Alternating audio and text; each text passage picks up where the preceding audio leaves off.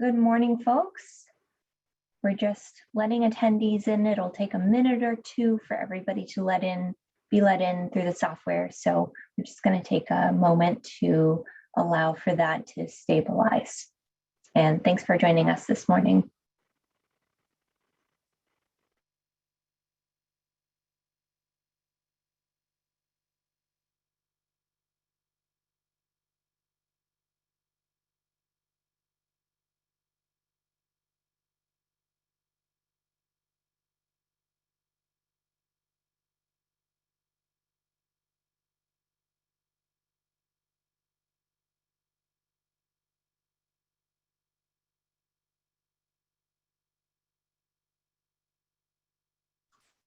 Our numbers are still climbing, but they may be leveling out. Just give it another half a minute.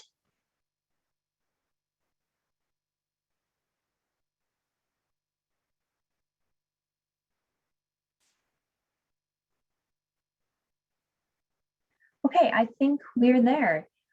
Welcome, everybody. I'm Cassandra Rose from the Governor's Office of Policy Innovation in the Future.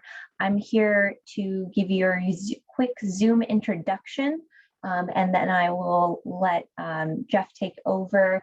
So if you have any trouble today, I will drop my email in the chat. You can feel free to send me an email, and I'll also put a Zoom help link in there. An automated live transcript is available today for anybody who wishes to use it. If you don't wish to see the subtitles, you can use the live transcript button at the bottom of your screen to turn those off if that's annoying to you. If you have a question today, please use the Q&A button at the bottom of your screen to submit that question. However, if you have a comment, information, or resource that you would like to share, please feel free to share that in the chat, and I'll repeat these instructions by text in the chat. We'll be asking a couple of questions of all of our attendees during the course of this meeting today. So we're going to ask you at that time to please use the raise hand function under reactions in order to be called upon if you haven't submitted a question by the Q&A. And we'll be repeating these instructions again to show you how to do that at that time. And if you're just on the phone today, you would hit *9 in order to raise your hand. So with that, I'm going to turn it over. If we have any technical issues today, I will promptly be responding to them, so please bear with us. But please take it away, Jeff. I think I get to give a little bit of an intro. Good morning, Marty Groman, Executive Director of E2 Tech, and this is a great program for a rainy morning. We've had a ton of good background work to get to this point for our first of 4 public engagement sessions that we're holding here today. So thank you so much for attending. And we may even be adding some in-person or other engagement options, because the ideas that have been coming in are great and include things that certainly I personally never would have thought of, such as incorporating EVs into driver's ed programs and great thoughts like that. So your input really makes a difference. We do ask to run it through the chat if you would. It's a great way for us to capture it. If you have links, ideas, things like that, that's where we're hoping you'll put them. And the arc of this morning's presentation is very little from me as sort of an MC, a great presentation by Jessica Scott, and then Jeff Morrison of Cadmus, who you can see there, who's done really remarkable modeling work and has you're going to love hearing some of this stuff and the things that he and his team have been able to do across other regions besides Maine. They really bring a lot of experience. So we hope you'll bring your full self and all of your engagement to this. And now it's my honor and pleasure to turn things over to Jessica Scott. Jess is Senior Climate Advisor at the Governor's Office of Policy Innovation in the Future, and has done tons of related interesting work, including for the Department of Defense and New York State. So thank you, Jess, and over to you for an intro. Marty, I really appreciate it. Thank you. And thanks everyone for joining this morning. Jeff, could you go forward 2 slides?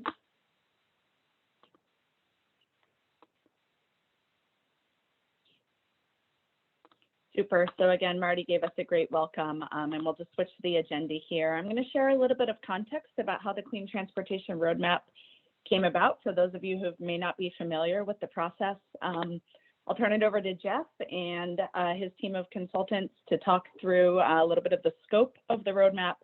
And then really critically, we're looking forward to answering your questions about the roadmap and to getting your feedback on some of the areas of clean transportation policy and programs that are most important to you. So let's go forward. I think one more slide, please. Thank you.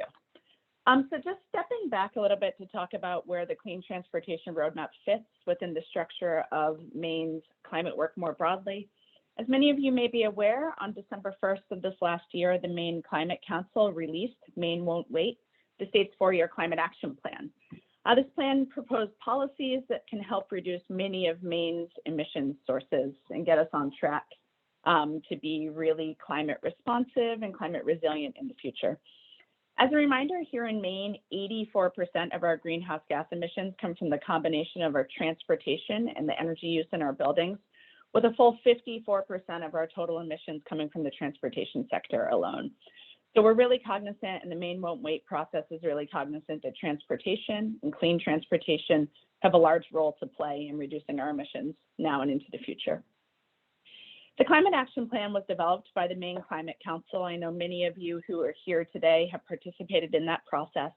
The Climate Council has 6 working groups and a scientific and technical subcommittee, and more than 200 Maine people with a diverse set of experiences and backgrounds participated in this planning process to develop Maine Won't Wait.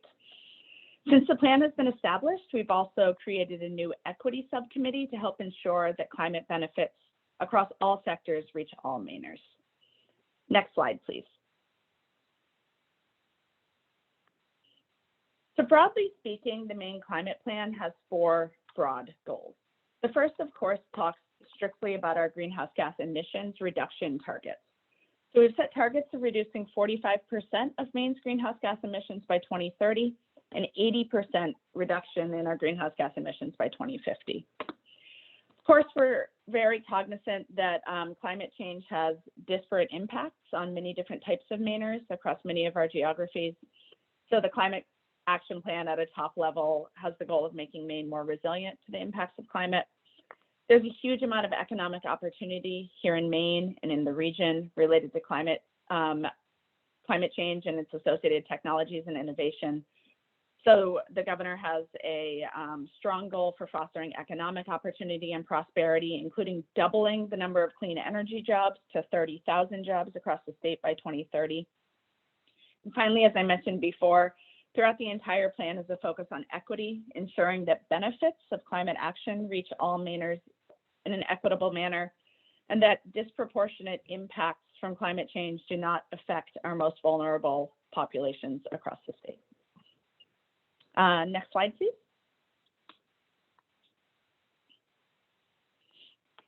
So the plan included 8 strategies, as you're likely aware, focused on broad and overlapping areas of climate action and touching all sectors in Maine's economy and really all facets of our lives.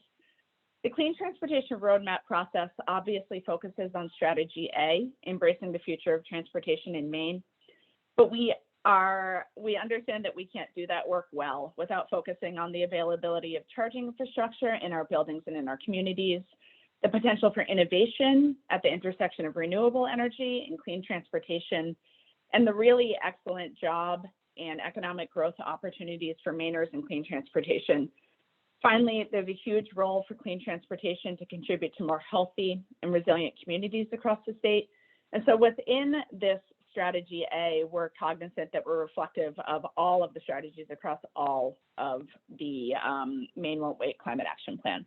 So let's go ahead and move to our next slide.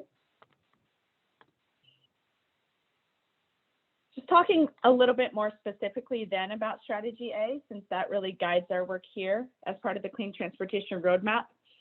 The plan calls for really decisive steps, including bolstering the electric vehicle market in Maine and supporting other efforts to reduce transportation emissions.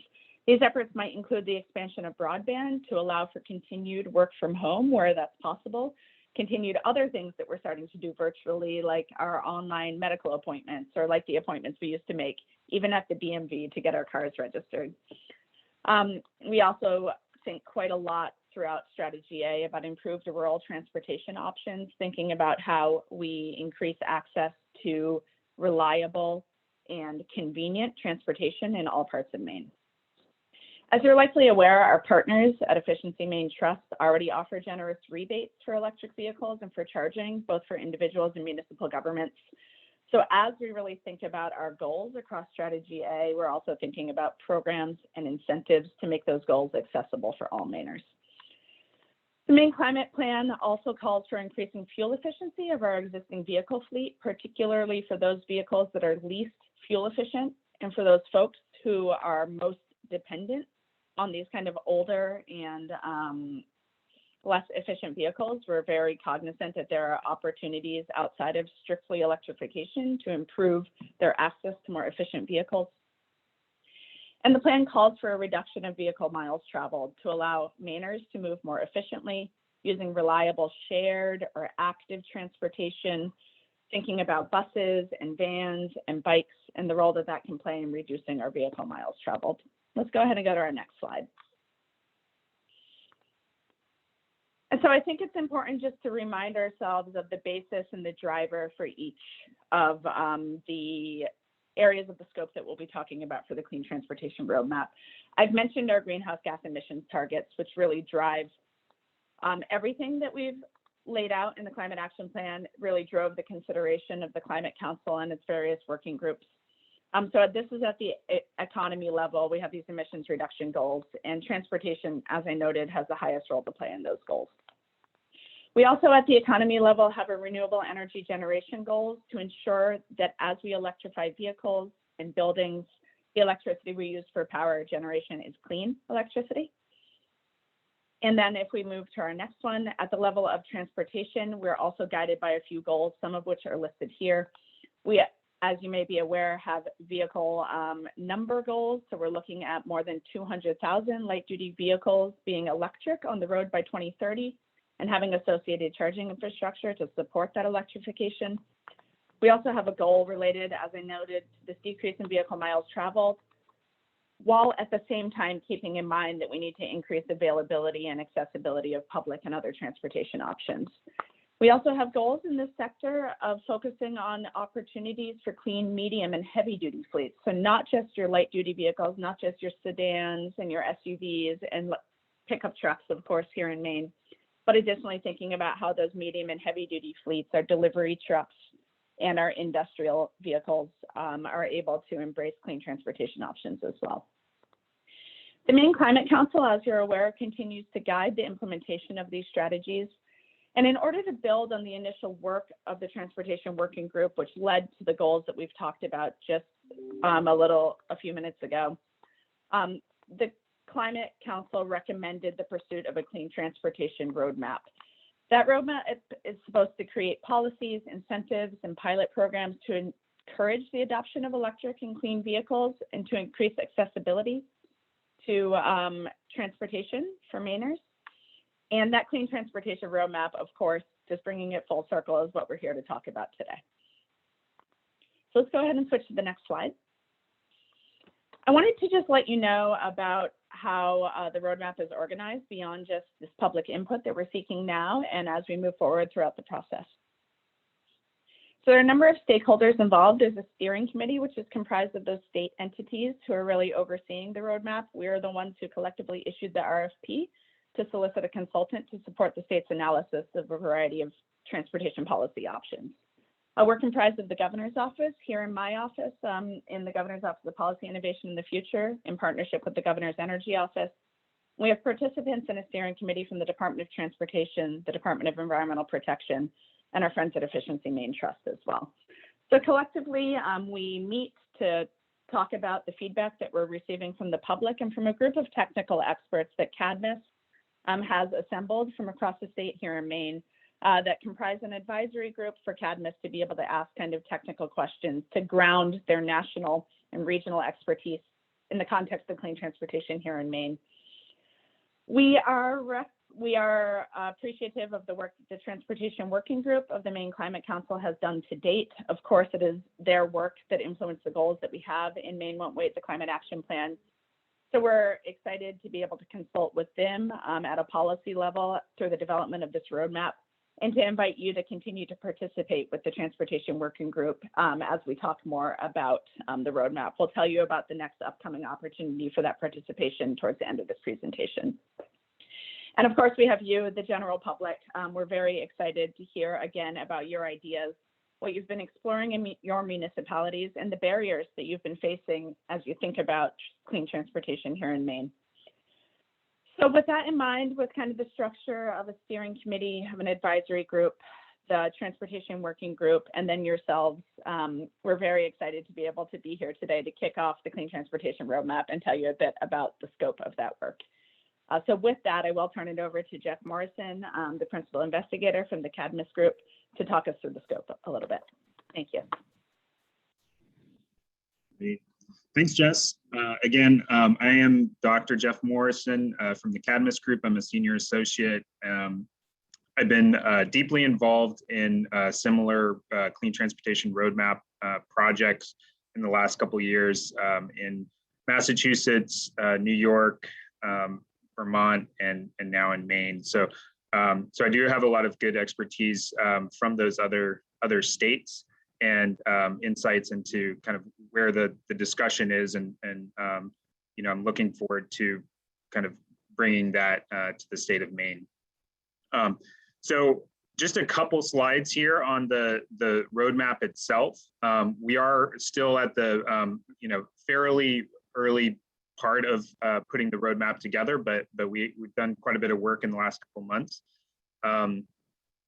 These bullets here are just some of the kind of major activities that we're undertaking as part of the roadmap.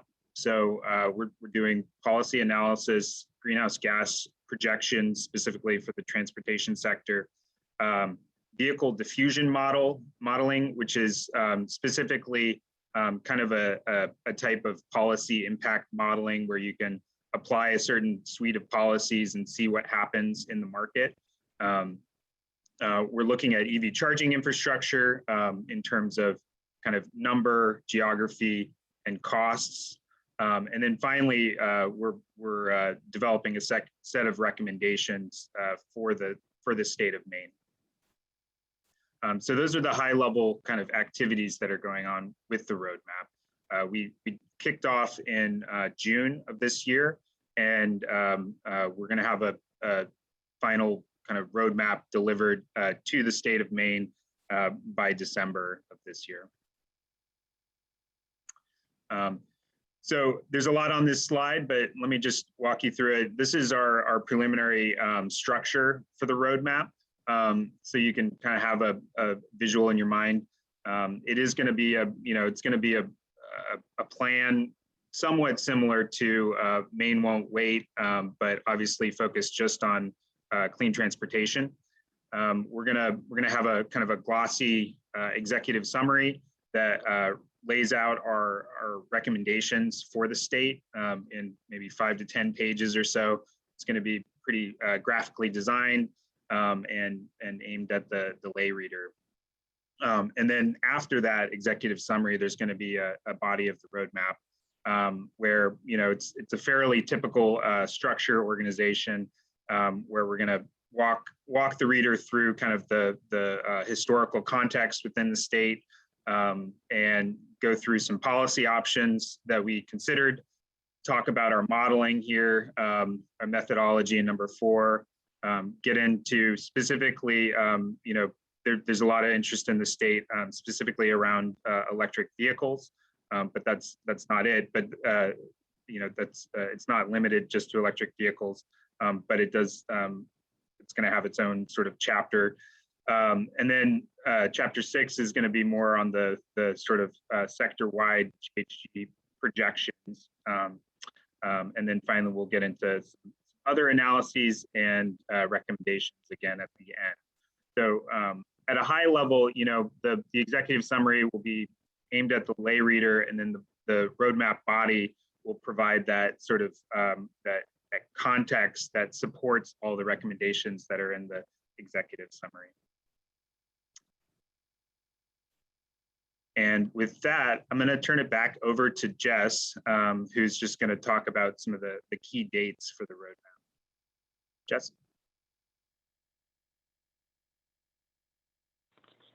Thank you. And I really just wanted to acknowledge and appreciate some of our participants today for reminding us that we use technology, or that we use terminology that's not familiar to everyone. So I wanted to just be cognizant that we are really considering the full breadth of clean vehicle technology. Certainly there's opportunities near term for electric vehicles. Those are things which we all see already being talked about either at the national level by Ford and by other vehicle manufacturers. But there are additionally later term opportunities that we don't see here in Maine yet, but we expect are coming based on kind of innovation and announcements by big firms. So some of those technologies we're talking about here as well throughout the roadmap, and we'll be sure to consider those in kind of a longer time horizon. They're all collectively, you know, this is an all of the above approach, and we need kind of every solution to be able to meet our clean transportation and our economy-wide greenhouse gas emissions goals. So this is only the kickoff for the roadmap. There are many other opportunities to be involved, to give your feedback, and to hear in greater detail about the policies the roadmap will be considering. We're really glad that you could join us all here this morning for this first virtual public meeting. We're soon going to transition into a discussion component to be able to answer your questions and to hear your feedback. But just next week, we're holding a special session of the Transportation Working Group, which I know that many of you have been participating in already, to discuss some of the policies, the opportunities that we have here in Maine to accelerate the adoption of clean transportation solutions, again, to make transportation access more equitable for all Mainers. So we encourage you to join us on August 13th. I'll be sure to put the link to that meeting and where you can find out more information in the chat. We'll be meeting again with the Transportation Working Group later in the process. As Jeff noted, we're on the hook to deliver a clean transportation roadmap by early 2022. So we'll be having an opportunity to engage yourselves and the Transportation Working Group again as the roadmap has developed, as some of the modeling that Jeff mentioned has been completed. I'd like to share those results with you before publishing a final roadmap. Additionally, we're cognizant that many Mainers face disproportionate impacts from clean transportation, whether that be a lack of affordability, particularly for those folks who are economically disadvantaged, whether that be a lack of access to charging infrastructure for folks who are in geographically disparate parts of Maine, or whether that be a challenge to the way that they do business. Some of our industries will be impacted by clean transportation more than others. So we'll be hosting listening sessions with those industries and with those impacted Mainers, really focusing in on how we make a transition to clean transportation accessible and equitable for all Mainers. This is a real focus of our work, and the recommendations that we receive from those listening sessions will influence the policies that we consider throughout the rest of the roadmap. And again, it's a quick process. You know, we're in full-on implementation mode here in the governor's office and across the state of Maine. All of our partners at all of our agencies thinking about how we bring the benefits of climate action to Maine as quickly as possible and in a way that's reasonable and cost effective and effective at meeting our greenhouse gas emissions reduction goals. So by the end of this year, very early next year, you'll see the outcome of our work together, and we're excited to be able to share that with you. Again, influenced very much by this conversation and our ongoing conversations this fall. So with that, I'll turn it back over, I think, to Marty for the next slide.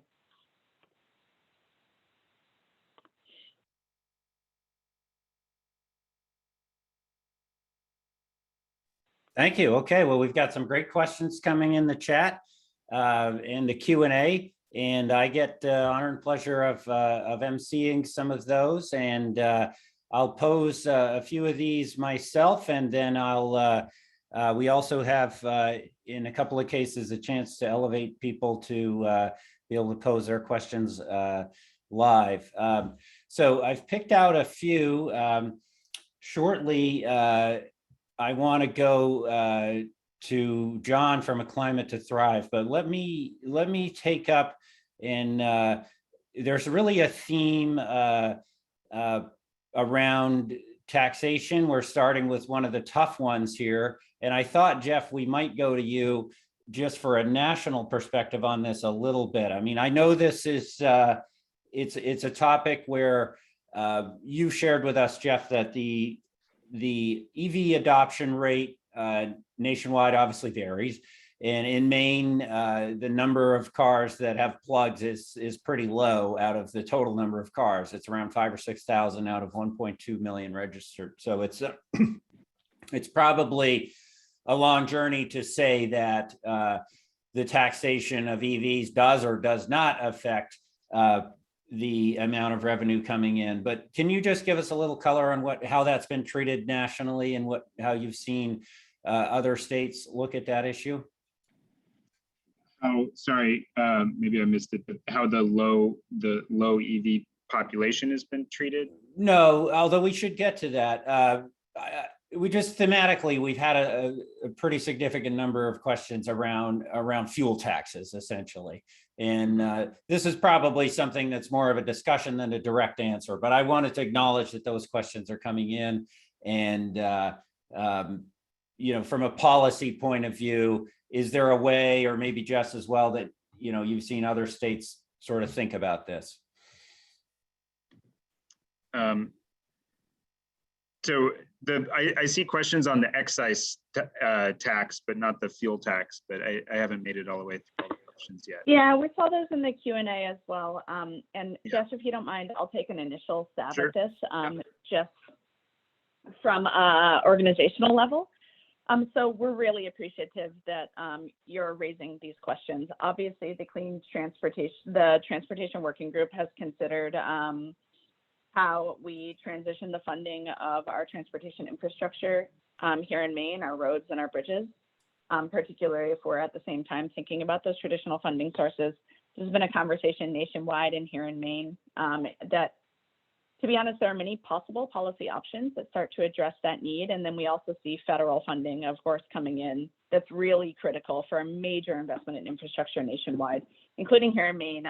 We're lucky that we're ready to take advantage of that funding, that we've identified projects in each of your municipalities and towns that can really use some of that major federal investment in infrastructure.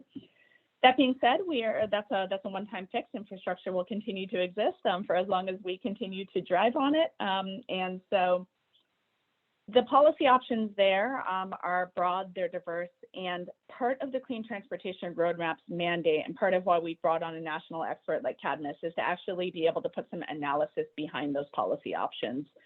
So for some of those options, we can analyze certainly how much they cost and where sustainable funding sources might come from. From some of them, we can look at the adoption rates of electric vehicles and when there will kind of be a pinch point in terms of our other funding. But we can also look at and rate kind of the feasibility and the applicability of a variety of policy options here. So we're hoping that the roadmap will consider many of the options that you've raised here today, and will then be able to put some analysis behind those options that are recommended to meeting our vehicle goals. So great recommendations. And while we can't answer what the outcome will be yet, we're very confident in the process to get there. Thank you, Jess. Yeah, I think it's good to, you know, that's a tough question and without a exact right answer, but it's good to know that we're looking at it. Let's get a little wonky. I am from E2 Tech and I don't have my pocket protector on, but it's handy. We have a great question from John Carroll of Actual Energy that is sort of demand charge related and timing of charging related. I don't know, Jeff, if you want to get into this one in the model or Jess at all, but basically the question is around, you know, timing of charging, possibly time of use rates, and the ability. John uses the analogy of if the price of gas would change sort of hourly, and would you wait until it went down from $4 to $2 a gallon to go fill up? Does the model look at that, or how have you thought about that? Well, I will say we have we have a total cost of ownership model for EV charging stations, which has been used in other jurisdictions to create charging incentive programs. So we feel pretty good about our sort of model that we're using, and it does allow you to look at a variety of different things like time of use rates and demand charges. And I think the bottom line is not too surprising, but public charging is still pretty expensive right now, especially the fast chargers. However, they're really critical to kind of getting a self-sustaining electric vehicle market up. You need a certain amount of infrastructure to ensure that happens. So in terms of the costs, it's all kind of driven by the utilization of the station. There's stations in certain parts of the country where there's enough cars going through every day. I'm talking about the fast chargers. There's enough cars going through every day where utilization is high, and actually those stations are still are profitable. In other parts of the country, and mostly like rural stations that have low utilization, it's pretty hard to make them work financially, and that's where the state needs to step in, at least for a few years, to make sure that charging infrastructure exists. I don't have any specifics yet for the state of Maine. I think we're still kind of working through the calculations, but I think the general story is we absolutely need fast chargers. They are pretty expensive right now, but those costs will be coming down as the EV population comes up. So hopefully that's helpful. I think thematically that leads into some of the other questions, and maybe Jess, I'll go to you to talk about this a little bit, but we have some questions about routes and availability of DC fast charging and what was shown on the map. I know that Efficiency Maine has really been building out more there and has plans to do more. Would you like to comment on that, Jess? Yeah, absolutely. We see this as a huge opportunity that certainly Efficiency Maine has been taking advantage of through the expenditure of its limited and both time and quantity limited funds. So I'm appreciative of Jeff Marks from the Acadia Center, who joins us to remind us that the roadmap has the opportunity to consider sustainable funding options for this transition moving forward. We're all familiar with some of the funds that we have access to now, whether through stipulations and in agreements for infrastructure development here in the state, through the Volkswagen mitigation funds. But we're thinking and looking at funding moving forward, particularly for charging infrastructure. We're cognizant from some of the experience and surveys that have gone on for EV drivers around the state that while the vast majority of charging happens at home, the role of those public chargers, and particularly those public fast chargers, cannot be overstated or understated. It's very important. And that the network right now, as noted by some of our participants, doesn't include major components of the state. Those are the next areas that the state will be focused on. We're poised through partnerships with DOT and with Efficiency Maine Trust to propose different alternative fuel corridors, which basically say where we'd like to put these fast charging units, making use of some of these federal funds that President Biden will almost certainly has proposed to send our way. And we're hopeful, kind of based on national best practice and also based on some of the analysis that will come out of this roadmap, that the state of Maine will have a network of these fast chargers that travels along the same corridors that you travel along, where fast chargers are accessible within 50 to 70 miles of each other, all up and down the major thoroughfares of the state. So we're moving in that direction. We're thinking about it actively, and we really appreciate the question. Thank you, Jess. Thematically, the questions are going a little bit towards the public transit, which I think is great. If I can at this point go off the board for 1,000, by the way, and plug electric lawnmowers, which is not a topic of our model, but I just want to comment that they work extremely well. And maybe there's some analogous adoption curve there. But this is probably another one for you, Jess, but also maybe Jeff, you'd like to weigh in. It relates just to the tie to our federal delegation. And actually, Mark Winter from Senator Collins' office has posed the question, and other people in the Q&A have posed the question too, which is basically coordination with our federal delegation. Now, you hit on this as well with President Biden's infrastructure plan, which is currently being worked. But what is your sort of connection there, Jess? I know you've done tons of federal work and even worked previously at the Department of Defense. Yeah, we're really glad to have a close partnership with our federal delegation and to have kind of federal representation that is supportive of the great climate leadership that Maine has shown throughout the past administration and this one. So we work closely to think about how to leverage those federal funds on behalf of Maine and on behalf of Mainers. That's the work that we have always done, that this governor does in this administration quite well. Those relationships are critical. Particularly some of the funding proposals that we've seen out of the infrastructure bill are critical to funding some of this work. So we're excited for opportunities to continue to partner both with the legislature, who had a really active and ambitious session, and with our federal delegation. And I'll take one here, and then I'll take corrections, which I often need. And we don't have Executive Director of the Efficiency Maine Trust, Michael Stoddard, on the screen, although I know he is in attendance. There is, I recently had the chance to study our incentives available from the Efficiency Maine Trust, and an anonymous attendee asked a question about that, especially for working class Mainers. It's worth noting, and I think possibly somewhat overlooked, was news to me, to be frank, but we are quite unique among states, and Jeff, maybe you'll comment on this about incentive availability after I wrap up here.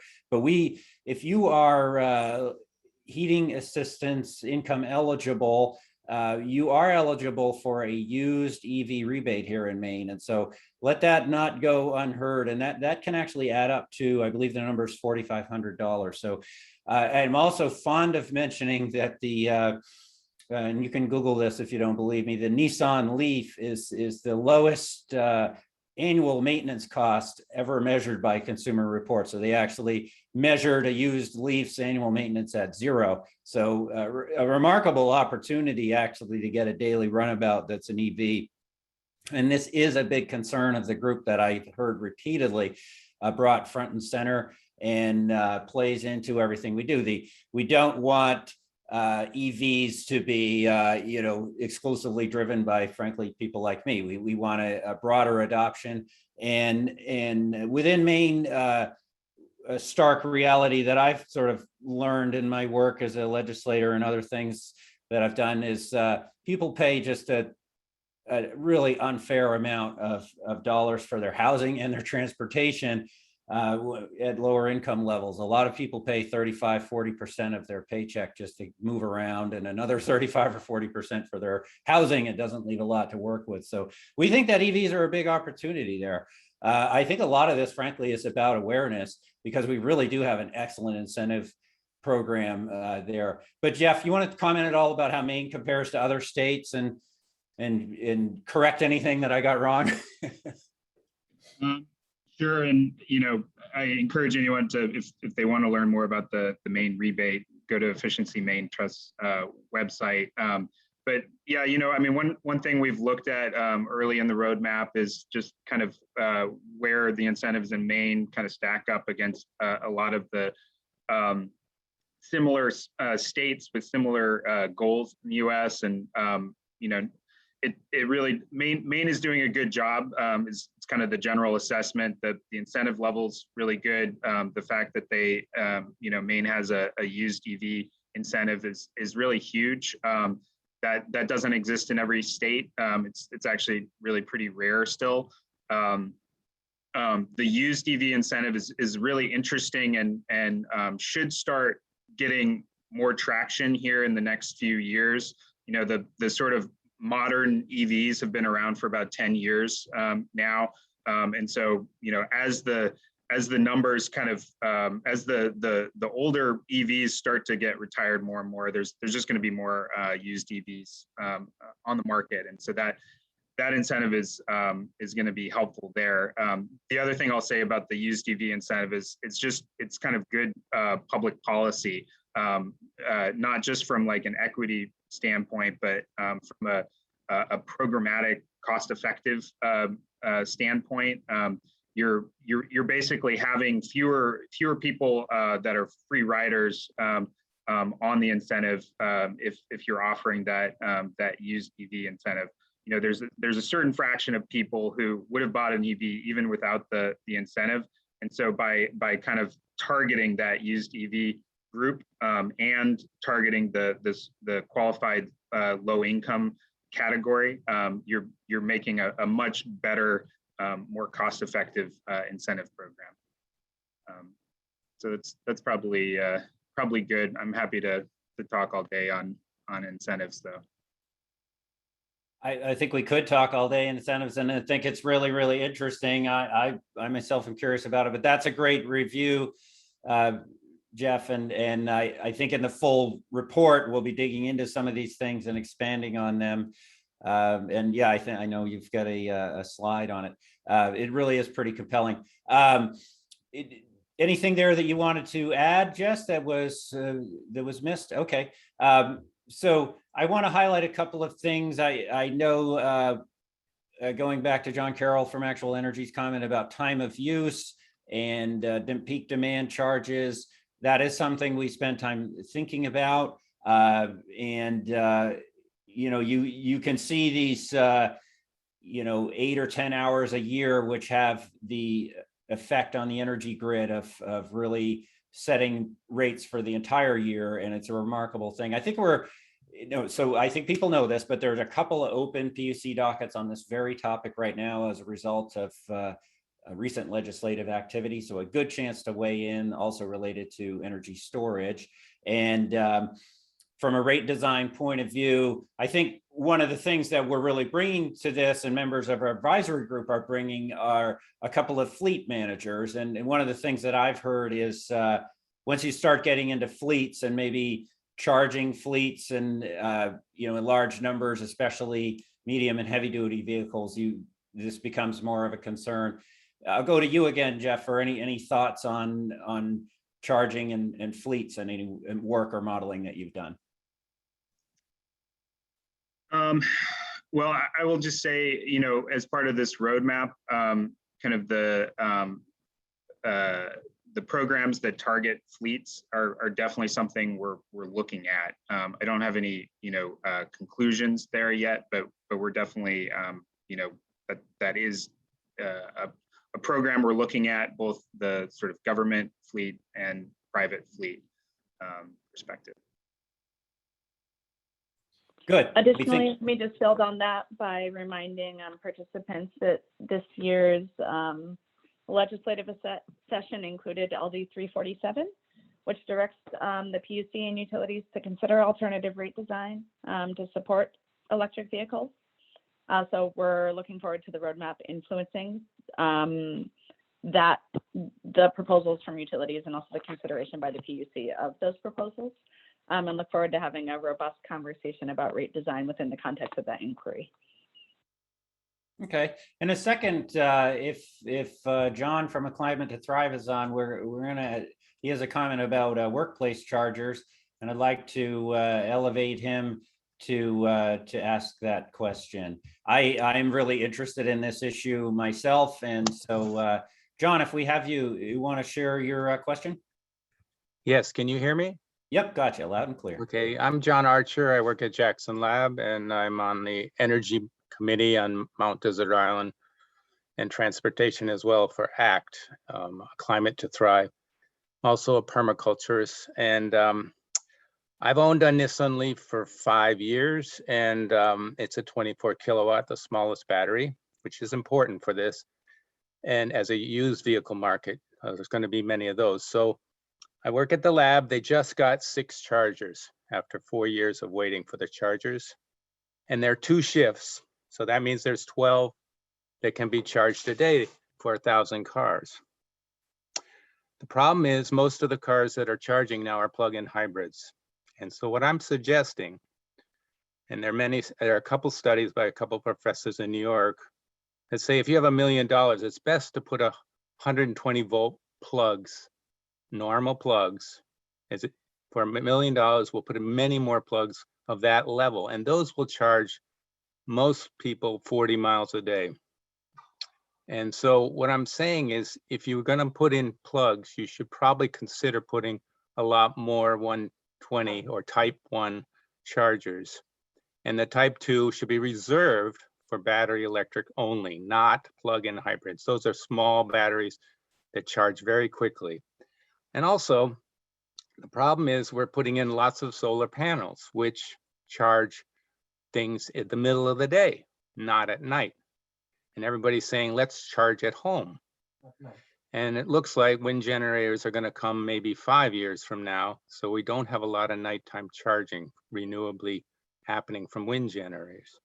So what I'm saying is we need to focus on noontime charging. And in Great Britain, they've actually has so much power, they're offering free charging to get rid of the excess power. So if you're going to spend $1 million on chargers, let's think about Mainers who need to go to work and charge at workplace. And so that's my comment, and I enjoy to hear your comments of my comments. Thank you. Thank you, John. Very interesting. One of the things I'm fond of highlighting is the business opportunity and workplace opportunity that comes from chargers, and traveling in Canada, and specifically to Winnipeg not long ago, which they call Winterpeg, not for electric vehicles, but everywhere you go in the winter, you have to plug in your car to keep the block from freezing up. In fact, when you rent a car there, within the waivers you sign is basically, I promise to plug this thing in. So there's 120 volt outlets all, everywhere you go throughout Winnipeg. But Jeff, I saw you nodding, and then Jess, if you want to jump in as well. I mean, I personally haven't heard the suggestion about the 120 volts or how we're thinking about the rollout of chargers and the way that's modeled and incentives there. Would you comment on that, Jeff?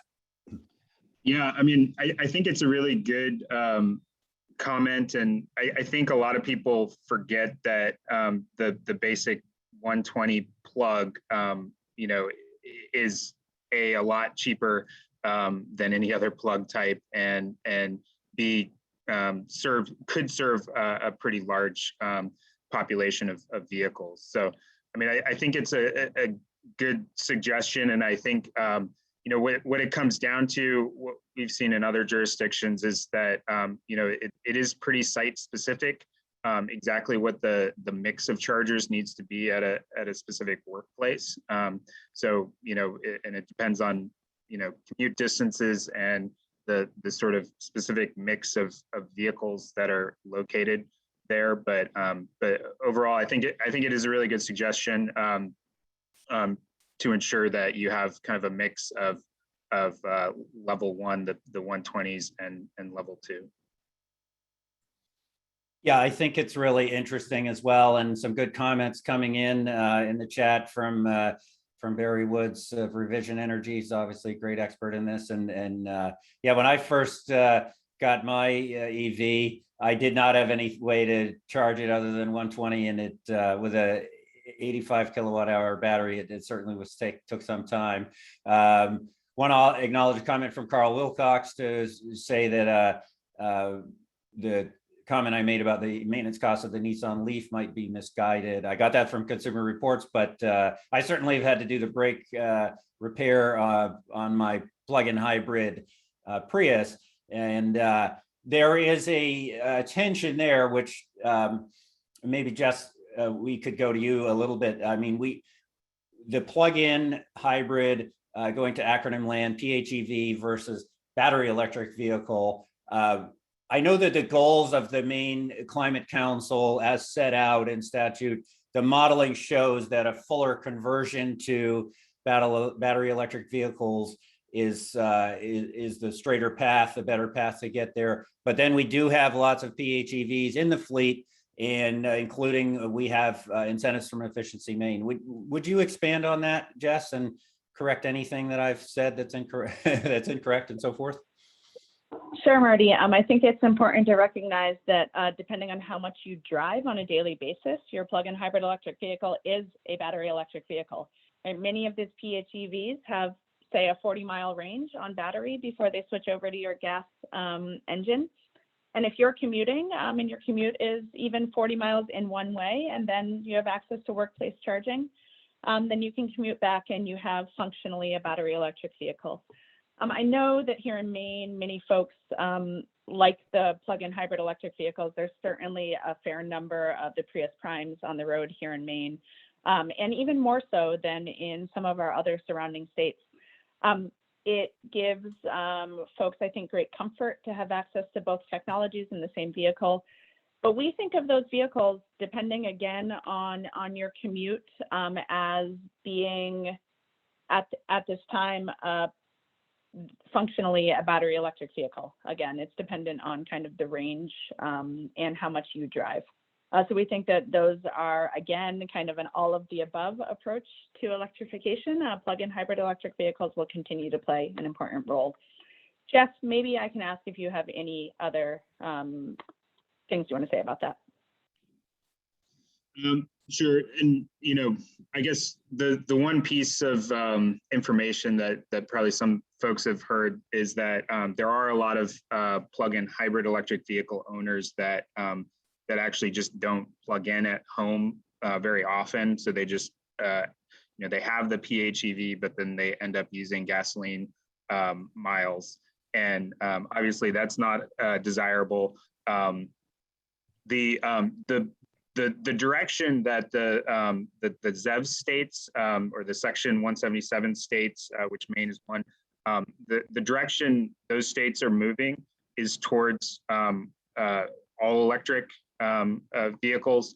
And so, you know, the legislation, you know, that's hopefully coming here in the next couple of years, Advanced Clean Cars 2, is the ramp up out to 2035 that California has already announced that basically gets to 100% battery electric vehicle sales in 2035. And so as currently envisioned, that would be a full transition to 100% battery electric vehicles, no plug-in hybrid. So that's still kind of being worked out, and you know, you'd have to ask the regulators in California exactly where the discussions are, but that's the direction things are moving. That's really interesting. And Jeff, if you want to pop the slides down, since we're just doing this good Q&A here, that will let everybody see my zippy E2 Tech banner that I propped up behind me to hide the massive cardboard Just boxes. Stop sharing it? Or... Yeah, I think. I mean, although certainly if there are things you want to put back up, that would be fine. Jess, I'm wondering if we can get thematically through the Q&A panel and also the chat. I mean, there's a steady drumbeat of questions about public transport, which I think makes sense. One from Scott Vlan of Center for an Ecology-Based Economy in Norway. Scott, you and your team have done really remarkable work of getting the plugs into Norway. Whenever I go through there, I find that there are spots for me to land, and it's a credit to you and your team there. But so I think there's kind of two things going on here, Jess, and you've spoken to them already a little bit, but maybe you could expand. One is the sort of last mile, right? So this could be scooters or bikes or walkable communities. And then also a lot about transit. Here where I live, and I see a comment from, I believe it's Patricia here in York County. In York County, we have added now 2 diesel electric buses, actually. But how are we thinking about transit as part of this model? Maybe incentives or, you know, ways to get people back onto or increase adoption of public transit? Thanks, Marty. Transit has a key role to play, not only in our kind of urban centers, where we have a couple of kind of your traditional fixed route, big coach bus transit routes, but also we know that folks use a variety of different shared rides in rural areas, and that without the opportunity to use really accessible and available transportation options also in rural Maine, we won't be able to reach our emissions reduction goals, and we won't be able to reach our vehicle miles traveled reduction goals. So thinking very closely about transit, but doing that in very close partnership with the Department of Transportation. And so you've recently seen, perhaps if you follow state solicitations, solicitation from the Department of Transportation to think about a strategic transit plan, to update the strategic transit plan for the state. It's working in close partnership with the Clean Transportation Roadmap and thinking collectively about our clean transportation future.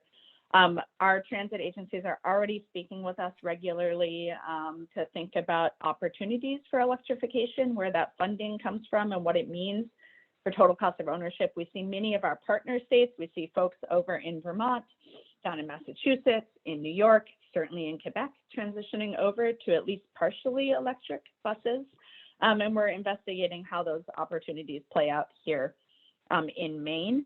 And we've seen some of our communities, some of you already adopting and trialing different electric buses, whether it be a school bus or a transit bus. And that's really exciting as well for us to be able to learn from your experiences. Lots of opportunity there to be pursued very closely in partnership with the Clean Transportation Roadmap and with other work happening at the Department of Transportation. So that is, I think, some of the work certainly on transit that this roadmap will consider.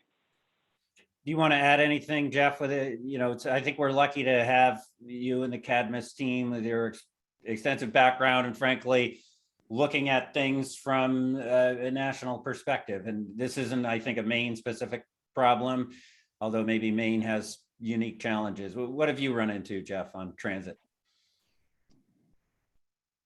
Well, I mean, I agree with everything just said, and I guess my only addition would be that you know, the modeling that I mentioned, you know, transit and the active transportation modes are included in the model, and we are also assessing several policies and programs that the state could implement.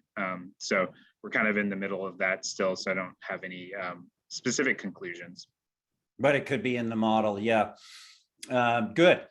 Keep these questions coming. Some of them are great, and some of them are challenging, and that's what we want.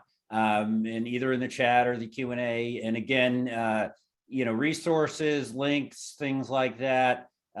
Great to put in the chat too, because everybody can see them there and benefit from things that resources you've uncovered. I want to make a little bit of a comment about it. So K-Man from Power Market mentions her experience as a renter and charging at 120 volts Nissan Leaf. And yeah, I once had an extension cord thrown out of a third floor window to charge up the car, whatever it takes. Hopefully we get away from that a little bit. Again, from Mark Winter, which is a good comment, and I commend you, Mark, from Senator Collins' team for getting around with a battery electric vehicle. I know you cover a lot of the state. The level 3 chargers north of Augusta are coming. I'm offended by your comment that Skowhegan is out of the way, by the way. And as a guy from Western Maine, I know, just kidding. But yeah, it is obviously an impediment. I think it's confidence building to know that you can leave the house and charge. And I think that this is sort of a personal observation, but if if I left the house with my gasoline vehicle at, a quarter tank, I probably wouldn't think twice. I know I've got to pass a gas station. Whereas, today, I mean, we're building things out quickly, but if my range was on 25%, I'd probably think about it if I was going on a long trip, right? So you are you are thinking about this stuff differently. And we are building out much more of that infrastructure, and we need to do that. Actually, going back to Kay, man, and Jess, I see you're typing an answer to this, but the EV PV tie, electric vehicle photovoltaic tie, I know Barry Woods from Revision is on as well, but either Jeff or Jess in the model and filling up our EVs with renewables. How have we looked at that? Jeff, do you want to start and I'll pick it up? Sure. I mean, I will just say the renewables to charging station is not something that's being quantified in our total cost of ownership model. So just to be clear, however, I think it is it's the direction things are moving in some parts of the country. It's not going to be every charging station probably, but some. So it'll get mentioned for sure in the roadmap. Jess? Yeah, and actually we're really excited about opportunities for innovation here. As you know, the state advanced some solar storage targets as well. And there's great opportunities for relationships between storage and electric vehicle charging, particularly to mitigate some of those demand charges for those of you who want to get into the weeds. There are also opportunities in some of our more remote areas for solar to play an active role in terms of providing kind of charge to places that might not have access otherwise to electricity. We've seen that model, at least at a pilot level, in a couple of other states. I know Colorado has at least 1 or 2 pilot installations where a charger itself is powered by a PV array. But super excited to hear about your thoughts on this and to think about further pilots in that space. Yeah, something to keep building on. I know actually at Roberts Farm Preserve in Norway, I think CEBE, Center for Ecology-Based Economy, is involved with this. There's a charger tied directly to a solar panel. I will say it doesn't necessarily bring that much juice unless obviously it's very sunny, but it's a start. I want to pivot on people here just a little bit though, if I can indulge me. I'm inspired here by a comment from Carl Wilcox about the building code and electrical service for an entirely electrical home. And actually the National Building Code, I won't try to reference the electrical code acronym because I'll probably get it wrong, but is now calling for surge protectors, for whole home surge protectors. And I can envision a time when that code also calls for 240 volts in the garage. But I really want to ask this group, because we have great participation today, for ideas that are maybe lower cost but higher impact. And let me toss one out there. Massachusetts has an EV license plate. Is that something that would be, would drive uptake? Is that the kind of thing that you could do? I sort of riffed in my opening comments about including, elements of one pedal driving, that you get with EVs into the driver's ed curriculum. And I think there are a lot of ideas out there like that haven't been brought to the forefront. And so I want to just encourage this group to bring those up, put them in the chat and so we can kind of kick those things around, because I love hearing about those things. And those are things we can do in the model or bring in that are good tools. I don't know who on this panel is qualified, probably not me, to talk about the additional 200 amp service, Carl, that you mentioned, although I do know that it is true. And then obviously lots of us are thinking about resilient design and generators. And so then you have a transfer panel in your garage as well. Maybe that's a bit of a segue to the pickup truck, which Jeff, could you give some high level numbers about Maine compared with other states as far as the number of people who drive pickups and the research that you showed us there? I have numbers for Maine. I actually we don't have comparative numbers. However, I think one of our advisory committee members said they had looked at some of the other states, but basically, the number I'm remembering is it's something about a quarter of the vehicles in Maine are light duty vehicles or pickup trucks, and over another quarter are sport utility vehicles or crossovers. So a pretty large number of larger vehicles, and of course, you know, there's simply not availability of electric vehicles in those categories widely right now. Specifically pickup trucks, there's none on the market. However, they are coming here in the next couple of years. There's a few SUV models, but they tend to be kind of the more expensive ones. So there is a little bit of a mismatch right now in kind of what Mainers are desiring versus what's available. And, you know, we did look out to 2024 at all the automaker kind of announcements, and that discrepancy is going to be, you know, rectified here in the next couple of years to some extent. However, I think, you know, I would say before 2025, there's still going to be, it's still going to feel like you might not be able to get exactly what you want across the board when you go to the dealership. Yeah, thank you for that, Jeff. I mean, I wonder about the pickups too, right? So, you know, as kind of a rural guy, and you know, if you serve on a volunteer fire department or something like that, you there's a certain sort of message of capability that comes with the pickup, and you know, right or wrong, and however you think about that, but you know, certainly, I guess to a certain extent, I feel that way. I have a 2011 EcoBoost F-150. It's a good truck. And I also have an F-150 Lightning on order, as I bet others on this call do too. And Arundel Ford is already calling me, and so I hope it's not too far off. So that'll be really interesting. Yeah, and the home powering capabilities will be, I guess maybe I'll be able to get that Sunrun panel or a Revision Energy dual way panel. I wonder if we could do a couple of things here, just break it up, and maybe we could, if Molly Siegel from Efficiency Maine wouldn't mind elevating to ask or give comments about the incentives quickly, I think that would be good. And then I might also just want to go to Barry Woods, because Barry's got 2 or 3 good questions after that. So Molly, you highlighted where we can find the resources about incentives. Could you take us through that? Yeah, sure. Can you hear me, Marty? Yep, got you loud and clear. Thank you so much.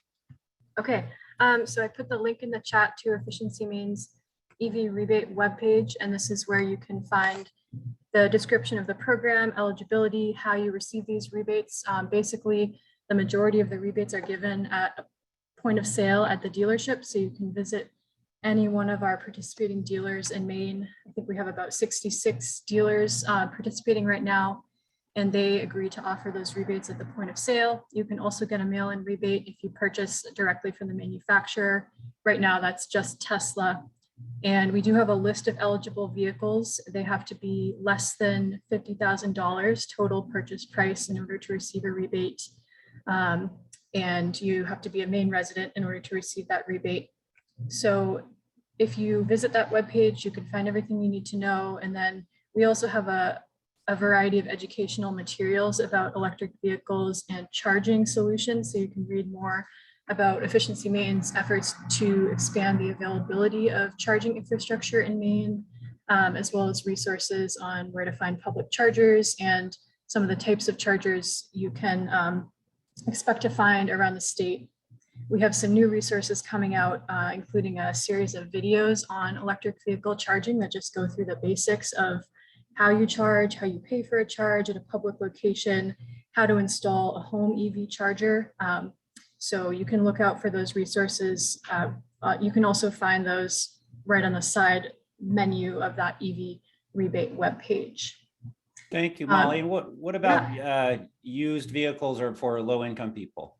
Yeah, so definitely would like to mention that we have enhanced rebates available for low-income customers. Right now, that's defined as anybody who has qualified for the heating and the home energy assistance program through Maine Housing.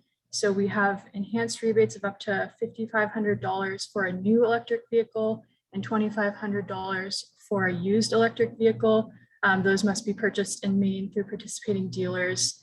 And we do realize that there's a limited availability of used vehicles right now, but we hope that this will improve in the coming years as EV adoption increases. And for the enhanced rebate, it's there's an application form that someone would have to fill out, but it's a pretty quick form. And then we send you a pre-approval letter that you take to the dealership in order for them to give you an enhanced rebate. So it's a little bit of an extra step, but it allows us to give those rebates instantly through the dealer to really help with that first cost of purchasing an EV.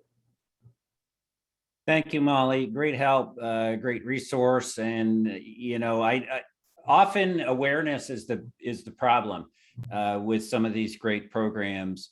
And so let's all work to get the word out about the availability of that low income rebate. It really is a great program. So Barry, you've asked a couple of good questions. You've got great expertise here. I want to focus on, give you some wiggle room here to pose a couple of things, but you mentioned power sharing of level 2 chargers, and that's one piece. Can we start with that? What is your thinking there? Hey, Marty, appreciate the chance to participate, and huge area. Thanks to you, Jeff and Jess, for providing this opportunity. Well, just in response to that workplace charging question that John at Jackson Labs posed, I was going to say that what we're seeing oftentimes now, especially with the increasing number of charger ports per site, that power sharing is a way that allows host sites to maximize the use of existing electrical and charge the vehicles at an adequate speed, given the amount of time that they're at, in particular, you know, at workplaces. I mean, not that many of us are yet back at work, but I mean, theoretically, this is something that would work also, I think, for multi-unit dwelling and lots of other applications. So I think power sharing is a good model. What that basically means is you get 2 ports per circuit instead of like a dedicated, you know, circuit per port. So you essentially double the amount of charging opportunities. So that's something we're actually offering more and more for workplace charging, particularly for existing electrical. So that was part of the comment. So what do you mean, Barry? Is it so if we show up and there's someone plugged in already, there's a second plug there, and maybe it's smart somehow. So if the one car's, because we had another number of comments about this, you know, you show up at the charger and someone's plugged in already and they're either at 90% or almost full, and you feel like that's unfair. Does it address that somehow? Well, it does. I mean, in the sense that, and it right now it's crude, but I can see how it'll evolve. But right now, it essentially means if one vehicle is plugged into to a pedestal that has 2 ports, that one vehicle will get the full benefit of the circuit. So it'll charge it, you know, if it's a 40 amp charger, it'll charge it up to 7.5 kilowatts per hour. And then if another vehicle arrives, it splits that circuit. So it does divide the available electricity between the 2. But again, you know, to John's point, you know, the cars are sitting there for hours, and there's not really much value in having them charge real quickly and then just sit there using the resource and not sitting there, you know, not using the resource or allowing other people to have access. So, you know, the technology side of charging is changing rapidly, particularly with larger scale clusters. And I see that, you know, this is, at least for the short term, an option that we see as a good solution for a lot of those placements. I was going to just riff for a second, if you'll allow me. Yep, go for it. I mean, on the infrastructure side, I mean, we have obviously a lot of needs, you know, for DC fast charging, et cetera, but it is really the federal bipartisan infrastructure bill that is going to move the needle in Maine and nationally. And so if Mark Winters is on, hi, Mark, I would love to see Senator Collins' office promote electricity specifically more actively, particularly in the amendment process. I can't even imagine what the Hill is like right now. I've had a lot of interaction with folks that are sort of chipping away at the electricity infrastructure components. And I think it's really important to keep our eye on the ball for that in terms of the immediate impact to meet the kind of climate change goals and the energy need goals that the state is presenting. So on the infrastructure, I really want to emphasize that as an opportunity. And it's something that, because Senator Collins is a moderate Republican, has a tremendous potential leverage point to join in co-sponsoring, because it has to be co-sponsored by both the DNR. So that's one immediate thing. On the car side, I just want to say that it's consumer education. The more I look at this issue, it's really consumer education that's critical. We are going to need inventory of the cars, but I do see how so many people, and certainly so many Mainers, have not really had a chance to explore this with COVID shutting down ride and drives and things. And I think the state would be well advised to exercise a lot of energy and resources, to continue to educate people about the technology, because the cars sell themselves, they keep getting better. And that's how we're going to move the needle and even come close to some of the really aggressive deployment goals that we've got. Yeah, thank you, Barry. Right. I mean, one of the things that you run into is if you talk to somebody who's driven an EV, they typically have a good positive things to say. And it is a technology that I think is going to be selling itself, but we need to get more people exposed to it. So thanks, Barry. Good comments there. The ZEV states and the availability of cars, I haven't got a great answer there, Jess. I don't know if you do, or Jeff. We do have, though, the benefit on our advisory panel of 2 auto dealers, Tim Archambault of Cork Auto Group and Adam Lee of Lee Auto Malls. And they're giving us tons of perspective there. And it's really interesting, I have to say. It is true, from what I understand, that plenty of the cars that come in, they don't collect dust on the lot as far as the EVs. There's some really good offerings out there, and they fly off the lot, is what I understand. So part of it is just getting more cars. And is there any comment there, Jess, that you can offer? Oh gosh, this is one of my favorite topics. Gets super wonky, and I really rely strongly on our experts at DEP, who are engaged in kind of conversations around Section 177 and California's vehicle emission standards, which we as Maine are lucky enough to be able to also adopt. Just from a super wonky perspective right now, through kind of model year 2025, the quantity of vehicles that Maine gets is kind of dictated within that regulation, within that emissions regulation. There are opportunities right now to renegotiate how many electric vehicles come to Maine, starting in model year 2026. But perhaps even more, with greater excitement, I'll point you to today's White House announcement, which may not have come out yet, but maybe is coming a little bit later today, which will propose greatly accelerated emission standards for vehicles nationwide, both through that 2026 model year, and then looking at really aggressive and ambitious electric vehicle targets for 2030. Which are closely aligned with some of the targets that we've set here in Maine and are following the leadership of states like us. So really point you towards those White House announcements. Maine, as we all recognize, is a small market. Alone and without the benefit of being a Section 177 state, it's hard for us individually to drive the market of electric vehicles all to come here. But we work within that context and within the national context to make sure that you have availability of models that suit your needs. And I think I'll note both your needs for day-to-day driving, but also your needs for those long trips that you're making across Maine and further afield.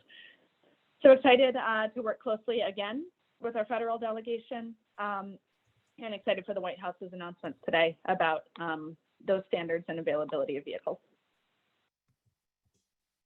Yeah, that's an interesting way things that are headed is there's obviously this tension in the marketplace. If I was able to buy a used EV, there's a good comment about using, I think, Carvana to buy used EVs out of California, and I guess a long tradition in Maine of buying not just EVs, but cars generally from rust-free states. So maybe this is another way that we're building on that. So I think we're in a place of taking one or two more good questions. So please keep them coming. They're all great. And then we'll have some closing comments about upcoming dates and more chances for engagement, because that's a lot of what we want.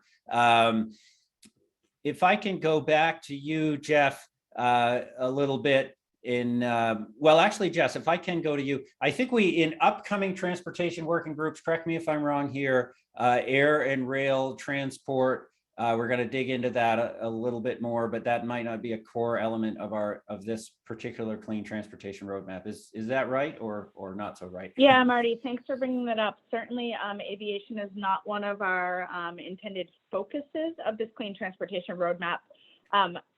I'll remind you that the Clean Transportation Roadmap is really focused on those near-term goals here in Maine, our 2025 and 2030 goals, with an eye on that first statutory reduction of emissions that we're required to accomplish.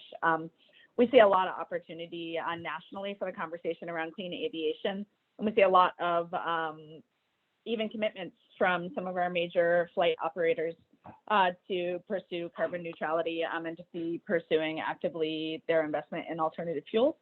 So lots of work on aviation happening nationally, certainly a topic of conversation here. I will say the roadmap likely will not consider aviation in a detailed way.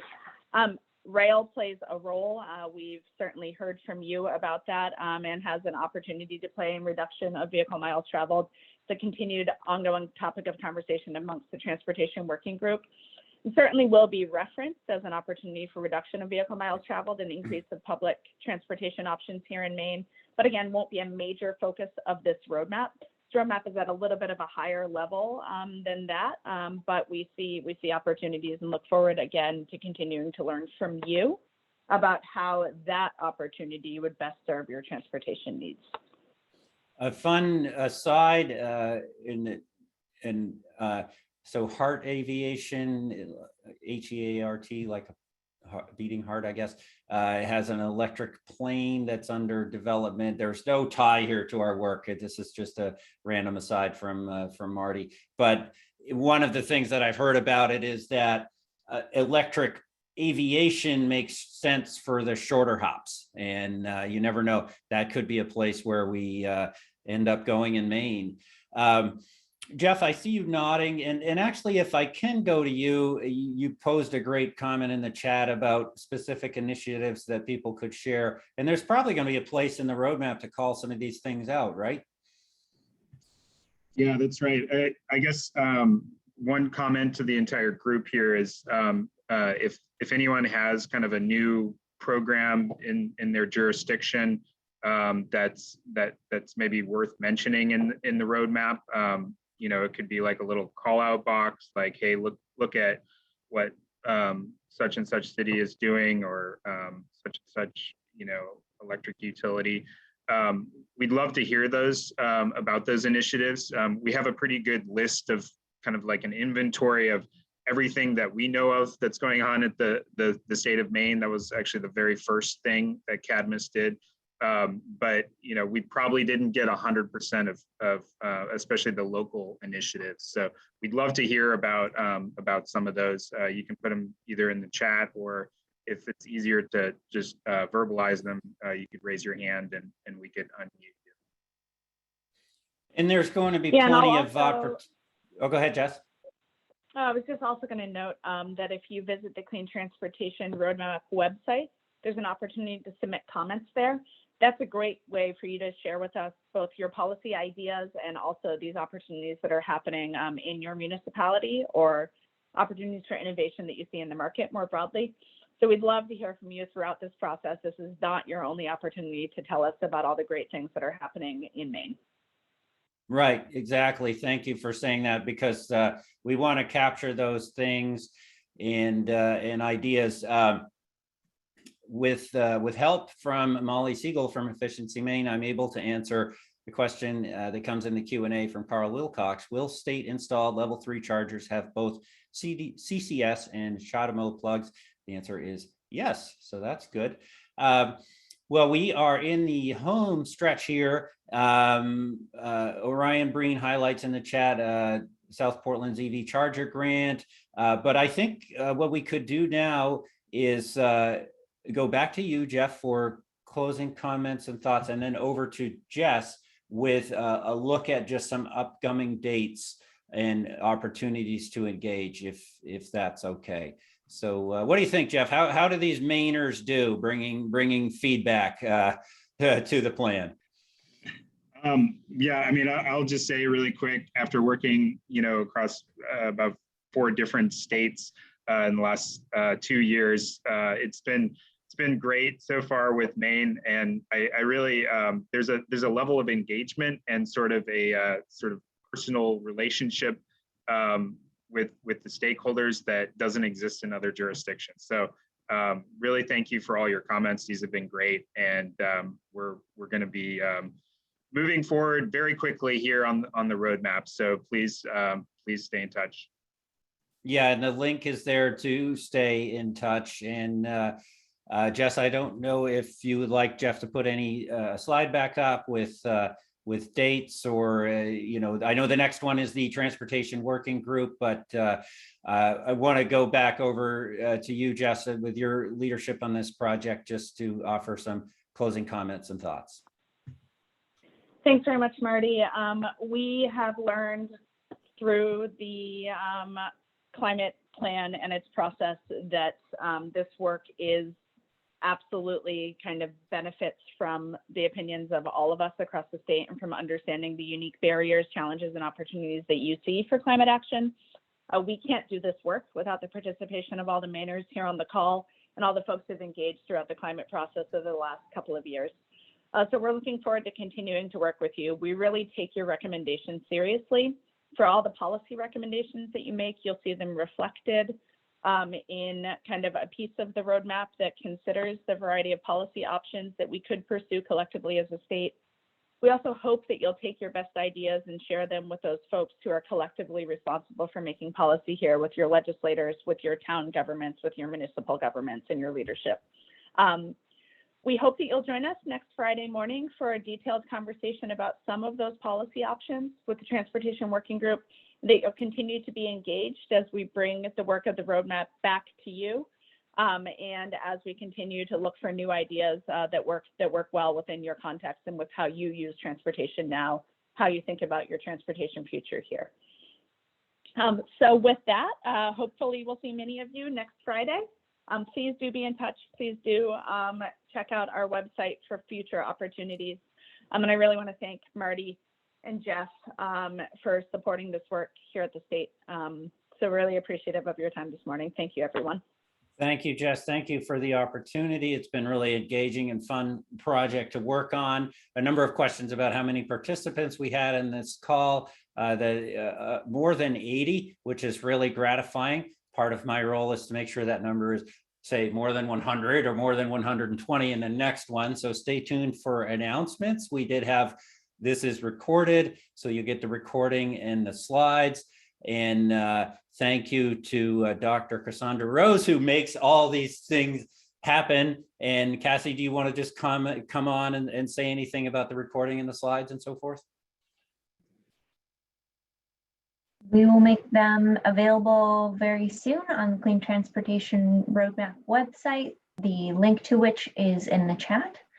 And yes, thank you for joining us this morning. Thank you. I hope your car is charged and you're ready to rock and roll for a great day. And we will look forward to speaking to you soon. Have a wonderful day out there in Maine, spreading the word about our low-income EV incentives. Cheers. Take care. Thanks very much. Take care, everyone. Bye-bye.